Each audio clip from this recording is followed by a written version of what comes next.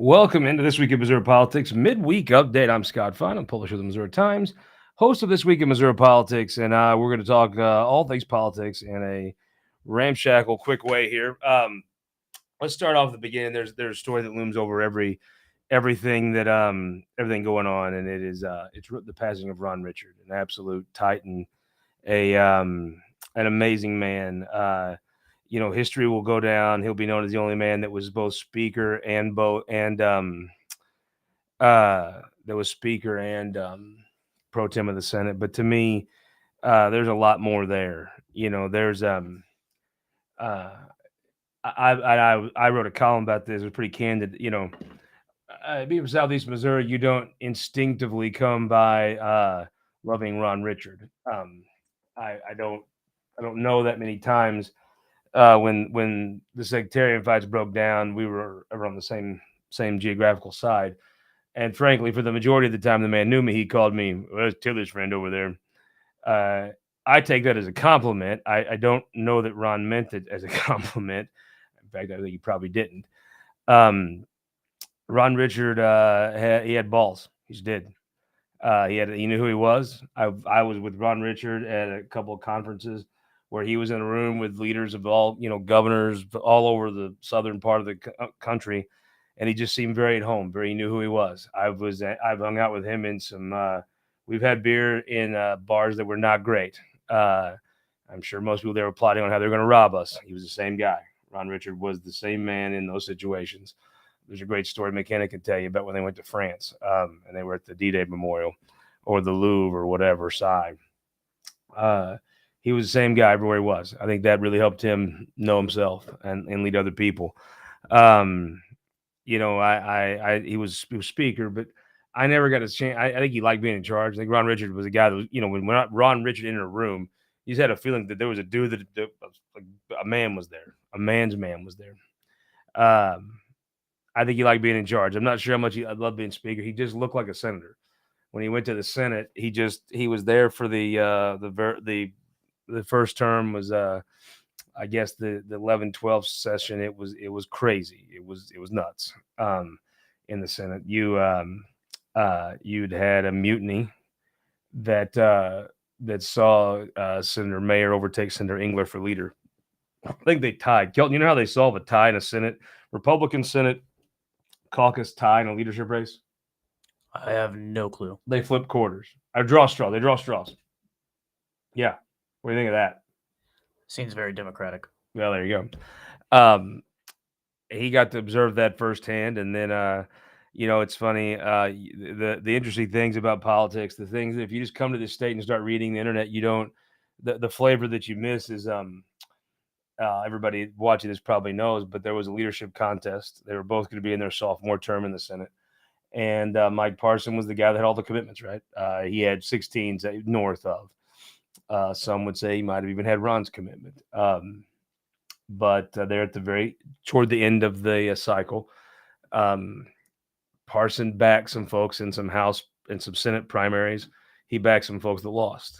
And those votes were probably up for grabs because of how those primaries went. And Ron got those. And Ron knew how to count votes. And he beat then Senator Parson. And this is the interesting thing. So Senator Parson had a real reason to be pissed. He felt like he had the votes, right? He felt like he was in the prime position to have the votes and had the commitments that he should have won. However, he didn't throw a fit. He didn't leave the caucus. He put his head down, went to work, carried major bills. I don't know. I mean, Ron Richard on his own and Mike Parson on their own are hard to not like. They're really good guys. Ron, if you weren't on his list, which I don't know if I was ever on his list, but I was not on his list of friends, I don't think, for a long time. Mike Parson could have held a grudge, been a problem, but he now I'm not going to say he didn't when there was an opening under the norms of the Senate to take a stand the other side. I'm not saying he was a leadership man there. I don't know that the governor really was there for a while, but I'll tell you this: he was never openly confrontational. That he was a good soldier. I don't know how much affinity they had for each other, other than surface level, but I know there was respect from the time Senator Parsons in, And I think Ron Richard proved that respect existed on the back end. Um, I wrote here about how, the truth is, everything about Ron Richard's life and career prepared him to be the person to stand up for the state when it was very vulnerable. Outside forces that from outside of the state had came in and invested millions of dollars on someone that, as much as Ron Richard loved the traditions of this state, Eric Greitens hated them. As much as Ron Richard loved our state's institutions and wanted to protect them, Eric Greitens wanted to burn them down. As much as Ron Richard loved this state, Eric Greitens had a real disdain for it. Now, did Eric Greitens really have anything? I don't know. You'd have to ask him. I think a lot of it was sheer opportunism. I don't think he meant going to the Obama rally. I don't think he meant going to the Trump rally. I think Eric Greitens would go to whatever rally he needed to do that day and probably fall in. And if you could describe a person that is the opposite of that in every way, it was Ron Richard, a true son of Missouri. Ron Richard knew this state, was comfortable in its highest, most posh penthouses, and he was comfortable at its most rundown dive bars.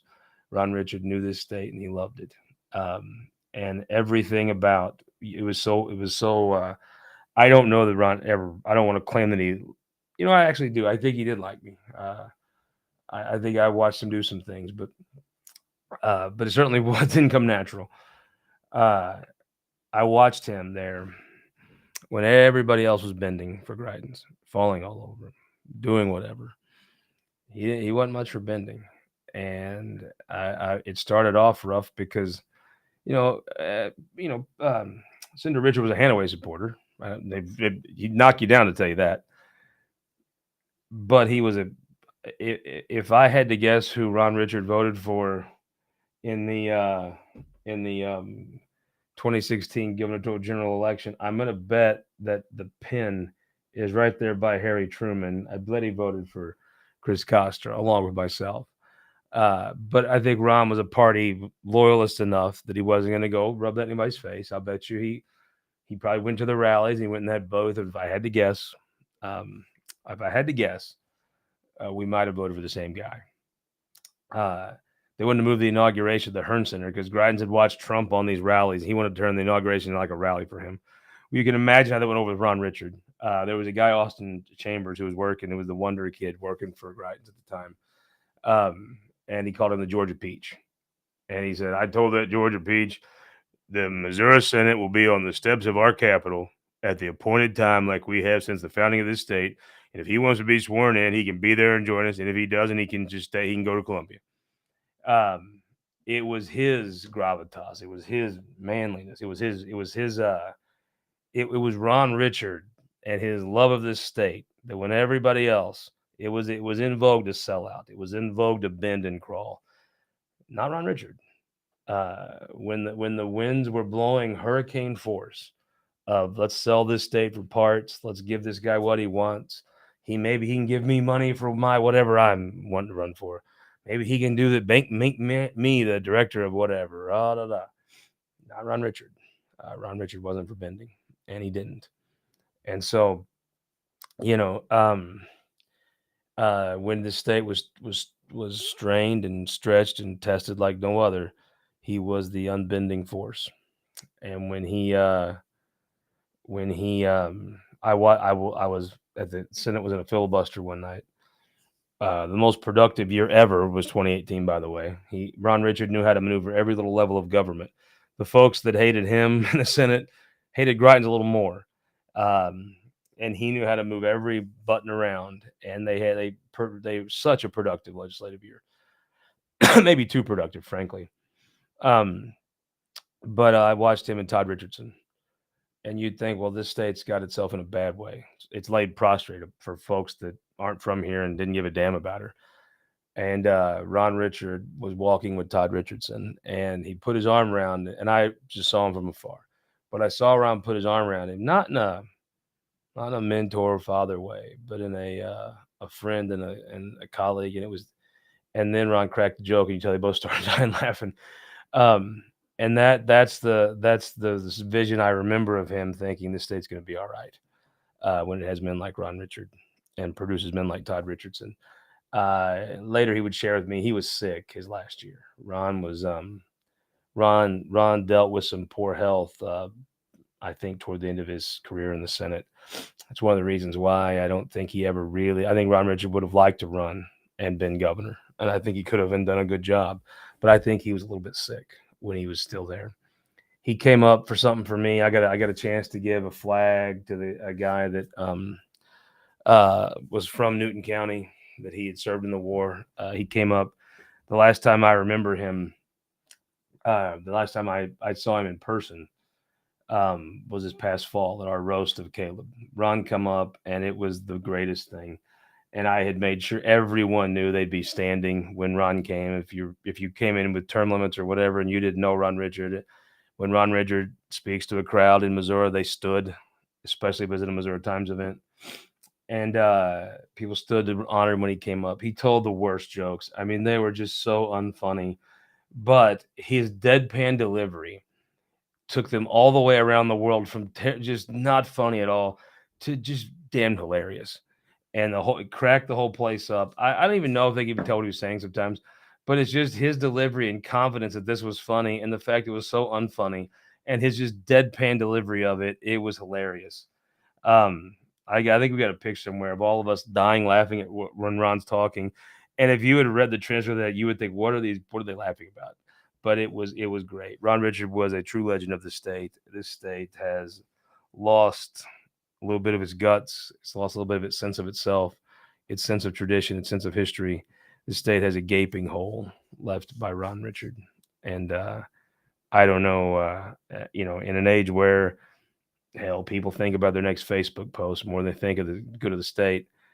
Can that spirit of Ron Richard hang in? Hell, I don't know. I'd love to tell you I believed it would, but I'm probably not as optimistic of a German as I are to be.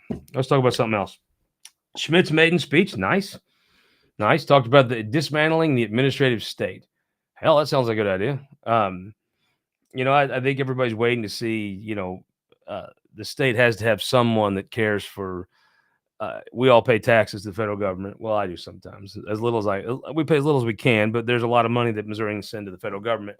Yeah, Roy Blunt made sure we got ours back, right? That's what he did. Didn't have a lot of help a lot of times, but he made sure we got ours back. Hopefully, you got to give a person a year, but hopefully at the end of this year, you'll see the state's 2 U.S. senators.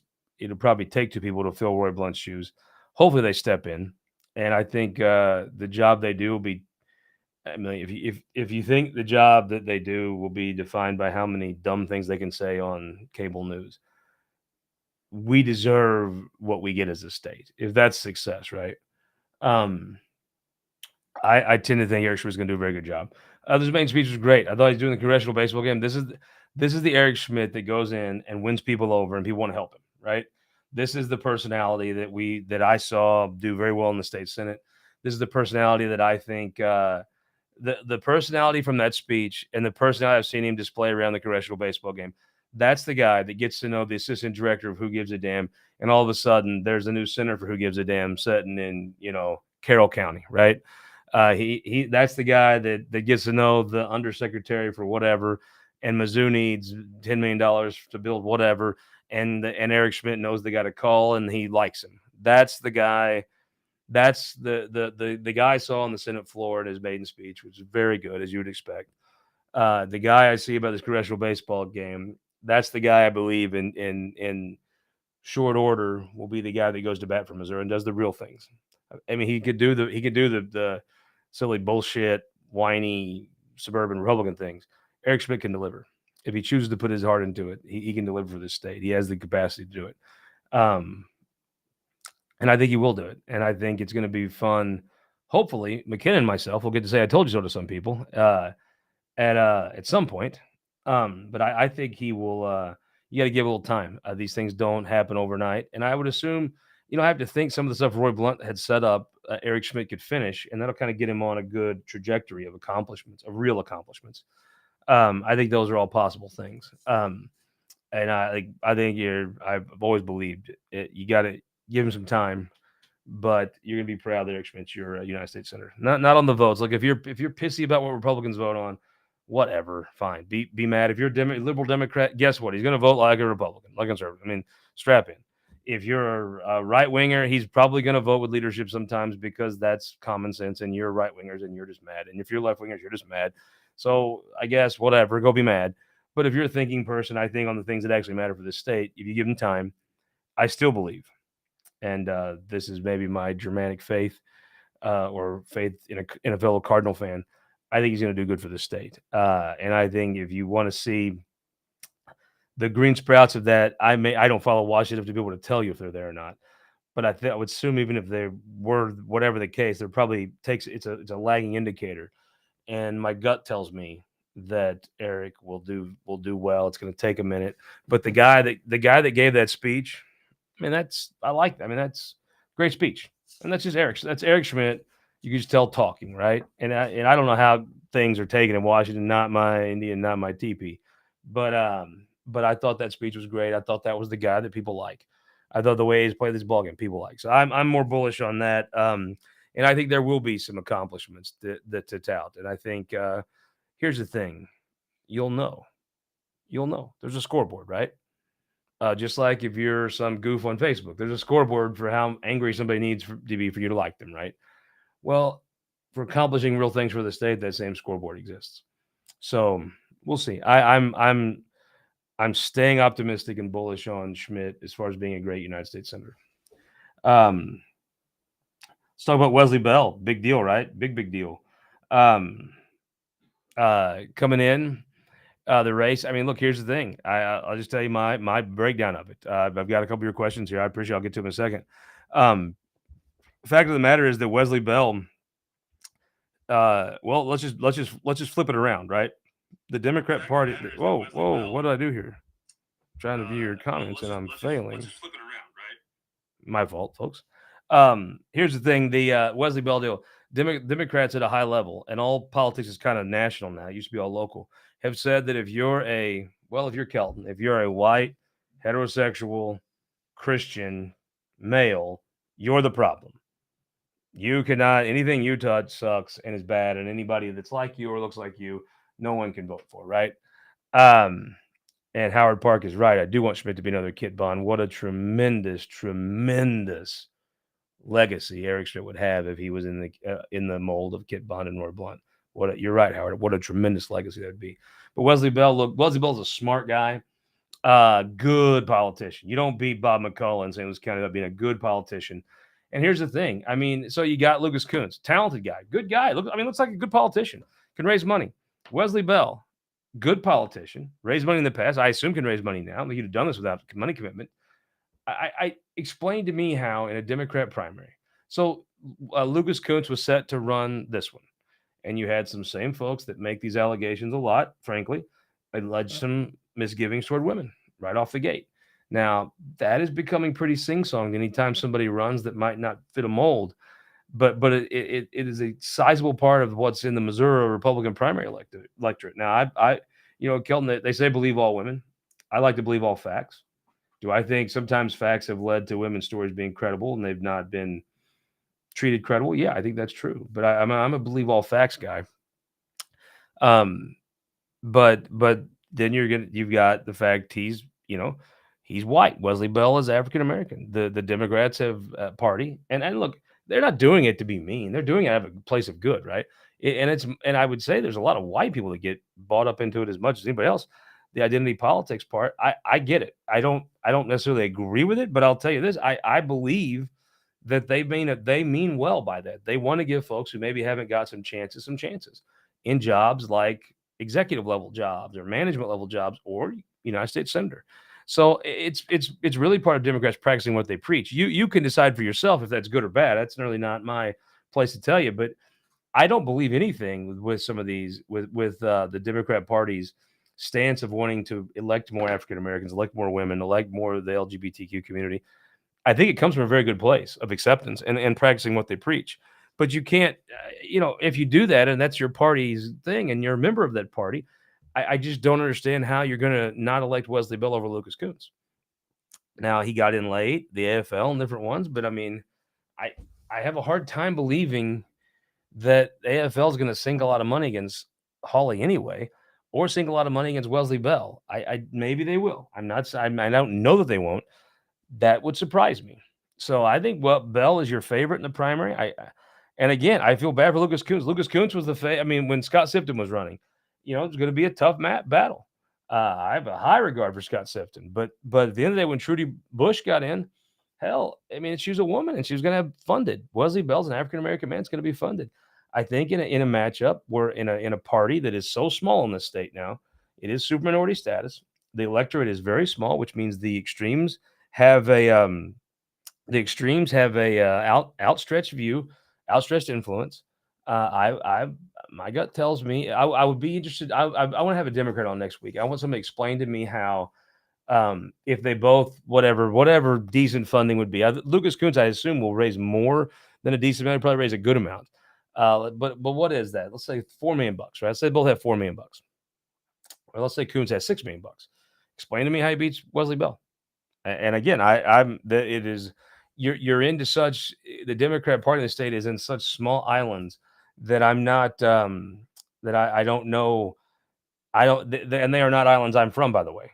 But it is uh but where they are, I don't those aren't my necks of the woods, but I'm just saying when you start looking back at these races, the message coming out of Democrats nationally is being picked up and is being adopted and accepted by Democrats in the state. And if that's the case, I think Wesley Bell has a great chance to win. So that's just my take on the front. He's got to put some money in the bank. We'll see. Louis Riggs told me he's running for Senate. Going to be interesting. Louis Riggs is a really great historian. Matter of fact, you want to hear a great Show Me Missouri? Go to the one up there about Marion County. Oh my God, Louis Riggs! He is an encyclopedia of Missouri history. He's outstanding. Speaking of, got to show you this here from Kelly and Jeff City. Got another one of these buttons from Missouri Victory 88. Dukakis and Benson. How about that for back in the day? Then we got a guy named Jeremiah W.J. Nixon. What a big guy. He turned out all right. Betty Hearns. That is Warren Hearns up there. Warren Hearns' wife, Betty. She was the first lady of Missouri. She was the gubernatorial nominee for Democrats. I think they thought Ashcroft might not be beat. So they went with Betty Hearns. They got Carnahan as lieutenant governor. Bob Holden. I look at this. 3 future governors right on here. Holdegg was treasurer. Wolf ran for AG. Look at there. Felt young looking man. And then a gentleman named Askew that I am not super familiar with. But Wolf, Wolf is so smart. I mean, and he's like charming about it, but he's just so damn smart. 3 future governors on this pin. Thank you so much. I will treasure this. 3 future governors. A first lady. I guess Dukakis was the governor. Dukakis was the governor of Massachusetts. Lloyd Benson, longtime senator. Probably walked out of that campaign, the most respected guy. This will go on the scarf. If you're in town for any reason, stop by. I'd love to show you where we keep all these things. My Stein here of knowledge. I got this from Chad. I was down in Springfield area. Thank you so much. It's awesome. It's got all the state emblems of the German states on it. Outstanding. I think where's Holstein?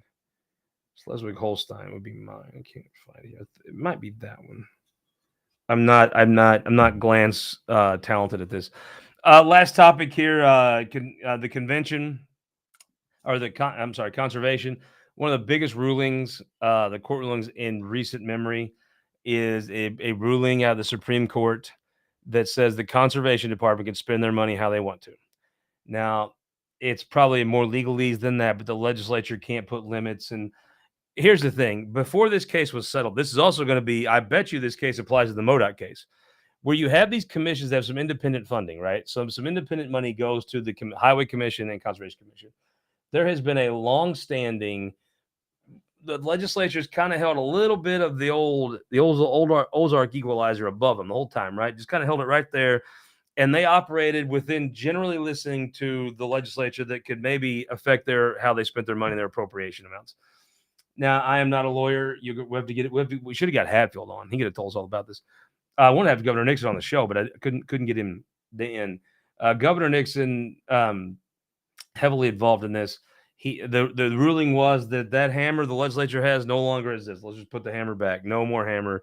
I don't know how they're going to. I assume this, and this is your old buddy, hillbilly buddy Scott, not Scotty Lawyer. It says Scott Faughn on the door, not Scott Rosenblum, for a reason. I don't know how this doesn't affect the MoDOT one, right? If conservation could spend their own money how they want to, how could MoDOT not? Now, I'm sure there's reasons, but it would seem to be applicable. If both of those are there, I mean, this legislation is going to come apart. If all they have to do is focus on St. Louis and screwing local governments, oh my God. If my buddy Philip Bray in Grundy County should run for the hills because they'll be coming to tell him how to run his county. They'll be picking out road graders for him before long. It's a big deal. Conservation now, frankly, doesn't have to listen to the legislature. The only check now that the legislature has on the conservation department is confirming their commissioners, which I'm going to bet you those confirmations become more intensive. This is a big deal. Here's the thing. The question for conservation now is going to be, can conservation, now that they're unshackled from the legislature, right? And see, that's why it was always dicey, right? It was always dicey for one of these departments to push this all the way there, because if they'd have got the other ruling, then boom, the legislature is going to be all over conservation. Let me just tell you, how you take a turn in the trail at Merrimack, it's going to be, they'd have been all in it, baby. So it was a gutsy move by the department, by conservation. They won, so it makes them look brilliant. And they are very unshackled. Now, here's the thing about conservation. When you're from my neck of the woods, you want all the conservation agents north of I-70 that the state can have, right? They are not well thought of folks. However, overall conservation definitely is. So we'll see. I'll go back to conservation as a if you didn't understand their value until COVID, you do now. Can they control themselves? Because they're the only ones that can control themselves now. Can they control themselves? What's it? Are you going to see when you lose that lack of, when you get the politicians out, you get the oversight out. Get the oversight out. A lot of times you get some heavy-handed folks in there, and I'm of the opinion that you could absolutely. It's going to be conservation. I think every day is going to have to wake up and say, how do we make sure we're on the right side of that line of doing our jobs, taking care of the department, but not being heavy-handed with the citizens. Because I think it's freedom, like a landslide election's a curse. It could be a curse for conservation to be totally unshackled now. Are they going to be able to handle that, the power they have, the increased power they have? Are they going to be able to handle that power responsibly? Are they going to be able to run the department in a way that is still humble when they've lost one of their main reasons to be humble? It's going to take leadership to do that. It's going to be tough. And let me just be the first one here. I made my case last night to Dean Plocker. The Hall of Famous Missourians, there's only one person that should go in this summer. It should be Ron Richard, period. There's no, the sad part, Kelton's going to be, if you pick someone else, everyone's going to crap on it because it's not Ron Richard, right? I mean, there's just no other way. So, long story short, I made the case of them, and Jay Nixon State Park should go back up. It was a petty, silly thing to remove it. Look at what Jay Nixon it was the biggest proponent of state parks the state ever had. He got the most votes of anybody in this history of this state. And he pushed state parks to the hilt. He was their biggest promoter, their biggest fan. He deserves this. And look at COVID. You couldn't even get a damn state park. It was, and I think those numbers have not stayed at that level, but have stayed high. I think Missourians reconnected and found out what kind of wonderful thing they had. And Jay Nixon deserves a lot more credit than he gets for it. And I'll be the first one to say Jay Nixon State Park should be back. It's not even a judgment call. Conservation, if you're free now, get DNR together, make this happen. This is silly. It's the one great thing Ron Richard had. When Ron Richard spoke, he played political games. To say there was a perfect person, silly. But when he spoke, Ron Richard, you thought he actually thought that was the best thing for the state. It's in a world where I see people so full of shit and they're just such pandering, just such weak, that need affirmation all the time. They're leaders that need literally social media affirmation 24/7. I don't even know if Ron Richard had a Facebook account, to be honest with you. But when he spoke with authority. He spoke with the authority of a person that whether you agree with him, and I didn't agree with him a lot. Most of the time, didn't agree with him. But when he spoke, you really believe somewhere in him he thought that was the best thing for the state.